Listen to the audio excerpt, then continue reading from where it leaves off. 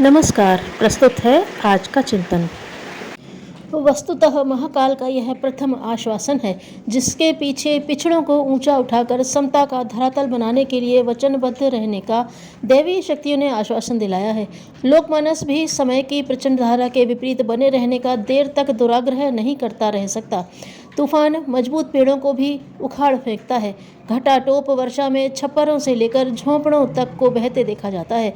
पानी का दबाव बड़े बड़े बांधों में भी दरार डालने और उन्हें बहा ले जाने का दृश्य प्रस्तुत करता है। यह महाकाल की हुंकार ही है, जिसने नारी को पिछड़े क्षेत्र से हाथ पकड़कर आगे बढ़ने के लिए धकेला और घसीटा है। अब यह भी निश्चित है कि नारी शिक्षा का द्रुत गति से विस्तार होगा। शिक्षा और व्यवस्था में पुरुष का ही एकाधिकार नहीं रहेगा।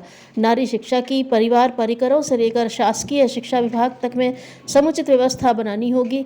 नारी शिक्षा मात्र नौकरी दिलाने में काम आने भर का जादू फुलझड़ी बनकर समाप्त नहीं हो जाएगी, वरन उसके साथ साथ समानता और एकता को हर क्षेत्र में समान अवसर पाने दिलाने की विधि व्यवस्था भी जुड़ी रहेगी।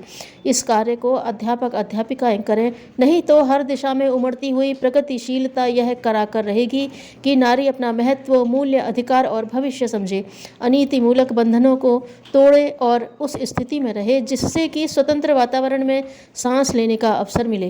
कहना न होगा कि यही लक्ष्य युग चेतना ने भी अपनाया है तथा नर और नारी एक समान का उद्घोष निखिल आकाश में गुंजित किया है। असहाय रहने और अनुचित दबाव के नीचे विवश रहने की परिस्थितियां समाप्त समझनी चाहिए।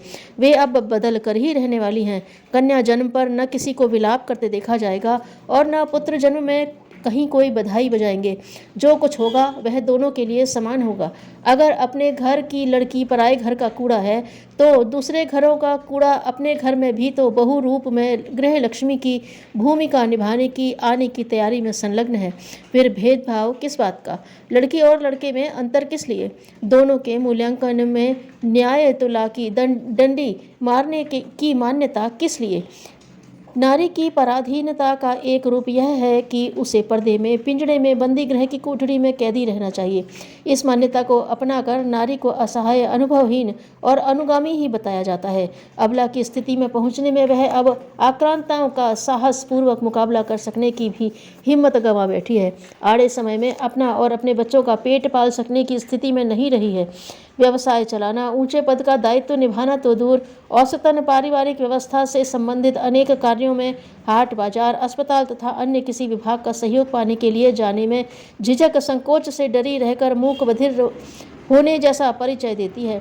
इस प्रकार की व्यवस्था उत्पन्न करने के लिए जो भी तत्व जिम्मेदार होंगे, उन्हें पश्चाताप पूर्वक अपने कदम पीछे हटाने पड़ेंगे। परिवार परिकर के बीच नर और नारी बिना किसी भय संकोच के जीवन यापन करते रह सकते हैं, तो फिर बड़े परिवार समाज में आवश्यक कामों के लिए आने जाने में किसी संरक्षक को साथ लेकर जाना क्यों अनिवार्य होना चाहिए? विवाह की बात तय करने में अभिभावकों की मर्जी ही क्यों चले?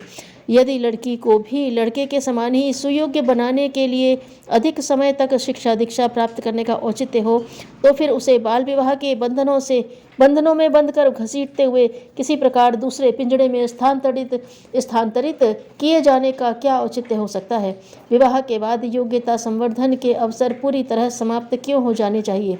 अभिभावकों के घर लड़की की जितनी योग्यता और सम्मान अर्जित किया है, अभिभावकों के घर लड़की ने जितनी योग्यता और सम्मान अर्जित किया है, उससे आगे की प्रगति का क्रम जारी रखने का उत्तरदायित्व तो ससुराल वालों को क्यों नहीं निभाना चाहिए? विवाहित होने के बाद प्रगति के सभी अवसर छिन जाने और मात्र कृत दासी की भूमिका निभाते रहने तक ही उसे क्यों बाधित रखा जाना चाहिए?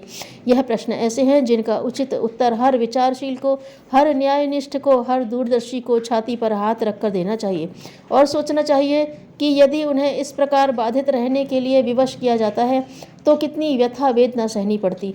अधिकांश बालिकाओं द्वारा विवाह के बाद अपना शारीरिक और मानसिक स्वास्थ्य गंवा बैठना भी इसीलिए देखा जाता है कि उन्हें आजन्म कैदी जीवन जीकर किसी प्रकार दिन गुजारने के अतिरिक्त और कोई भविष्य दिखाई नहीं देता। 21वीं सदी में यह सब कुछ बदल कर रहेगा और नारी को अपमान, अत्याचार नहीं, सम्मान और गौरव प्राप्त होगा। आने वाले समय में पुरुषों को नारी उत्थान संबंधी सभी कार्यों में विवश होकर सहयोग करना पड़ेगा, जिनमें वे अनख, आलस और उपेक्षा दिखाई देते प्रतीत होते हैं। ईर्ष्या आदमी को उसी तरह खा जाती है जैसे कपड़े को कीड़ा। धन्यवाद।